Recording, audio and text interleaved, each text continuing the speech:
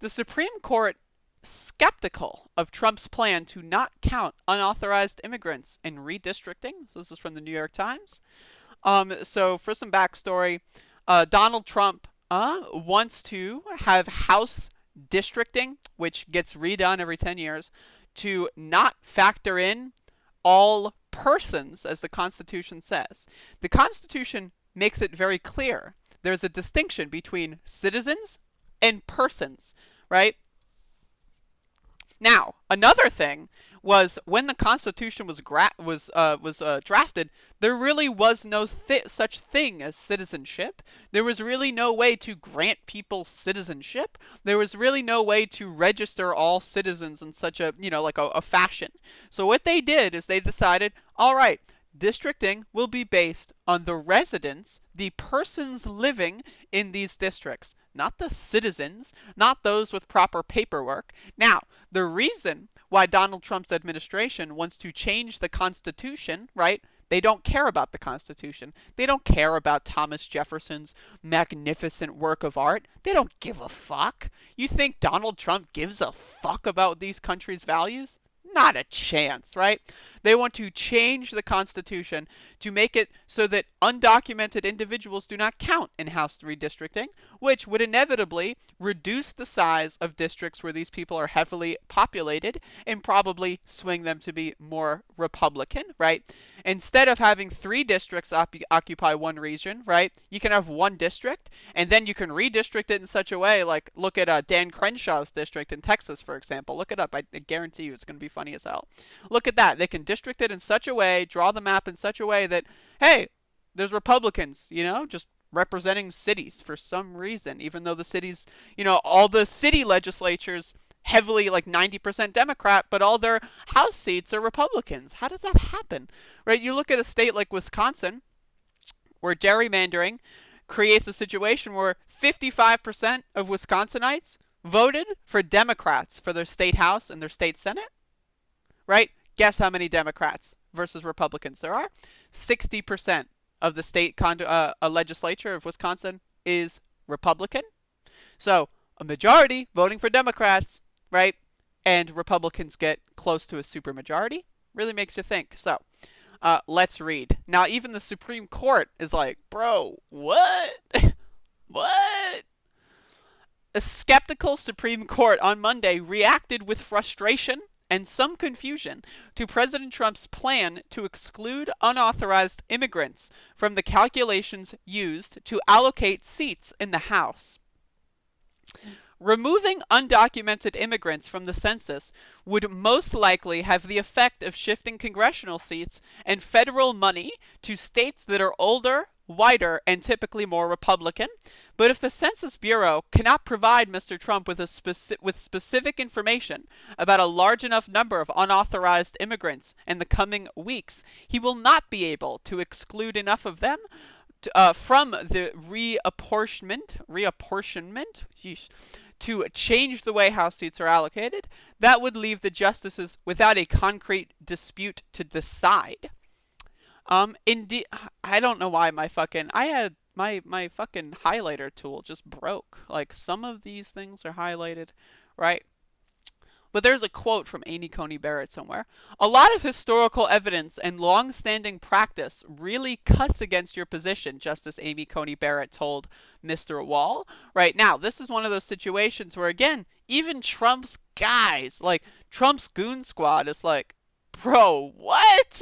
Like, we did our whole thing is we're constitutionalists because, the Constitution granted people the ownership of people, like slaves, right? That's where the Constitution was written from.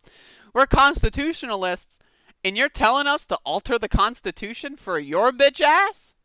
What? What? Right? Like, come on, man. It's ridiculous. The Constitution requires congressional districts to be apportioned, counting the whole number of persons in each state, using information from the census.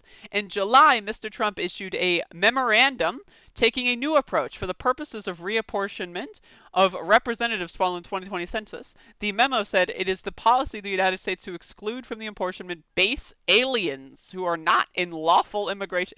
aliens. Again, they're talking about human beings. We're not talking about like a new species of like poisonous frog discovered in the like the ruins of the Amazon rainforest, right?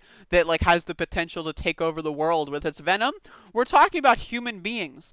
More often than not, poor human beings that are suffering, sick, and scared, right? And the Trump administration's calling them aliens. What? Right? It's disgusting. Current estimations suggest that one state is home to more than 2.2 million illegal aliens, constituting more than 6% of the state's entire population, the memo said, apparently referring to California. Including these illegal aliens in the population of the state for the purpose of apportionment could result in the allocation of 2 or maybe 3 more congressional seats than would otherwise be allocated. The aliens are taking over. It's the alien invasion, everybody, and I'm not talking about those bizarre silver monoliths popping up in Utah and Romania. No, I'm talking about those people from the Mexican countries. All 3 Mexican countries. The aliens. Do you remember when Donald Trump, or no, it was Fox News, said that there were 3 Mexican countries that were most responsible for the caravan. I think this is during the caravan. Before the midterms. Remember the caravan, right? For months and months, there's this caravan, right? Like we're just it's like we're watching like some reality TV show. We got some helicopter following the caravan.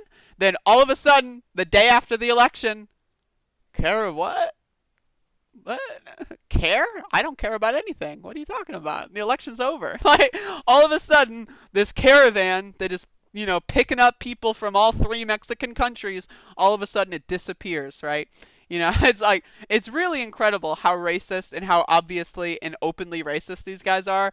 And then they still say, I'm not racist, bro. It's like, bro, what? You just called these people fucking aliens. You're saying 3 Mexican countries and you're saying you're not racist? It's ridiculous. And again, even Amy Coney Barrett is like, bro, what the hell is going on with this case? You want me to fucking be on your side here? I'm a constitutionalist, bro. You nominated me because I'm a constitutionalist, and now you're saying I should say fuck the Constitution? Come on, man, right? And this is what I've been saying, is the Supreme Court justices, they have no reason to back Trump up. They've got and confirmed for lifetime appointments, right? And this is where the iron law of institutions comes in. They are more interested in the power that they wield on the Supreme Court than the power of the guy who appointed them to that court. They don't care about him anymore. He's been used up. And that's what Trump doesn't understand, right? Like, if I were one of 9 justices on the most powerful court, right, in potentially the whole world, right, I would not want to delegitimize the court any further. I would not want to have the incoming administration be, having court packing on their main agenda, because that limits my power, right? So in this situation where you get on the court saying, I'm a constitutionalist, we're constitutionalists, and if you have a major case where you just violate the Constitution, that's going to undermine the legitimacy and the longevity of the power of the Supreme Court. And again, who cares about Donald Trump? He lost the election. Like, what? Why would I do a favor for the guy who lost? Like, maybe if Donald Trump won, right, maybe it would be like, all right, whatever, this will blow over. But he lost. Like, he's a loser. Like, you don't need to worry about Trump anymore. He's a loser. Like, he's not your daddy. He's not your boss. He's a loser. He lost. He's a failure. He failed. Plain and simple. Who cares? Why would I risk my political identity? Why would I risk my power and leverage for a loser? What? Come on, man.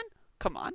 It's ridiculous. But again, even the Supreme Court, very skeptical of Trump's like bullshit. Like, they're not, very surprising. I didn't expect this, but what are you gonna do?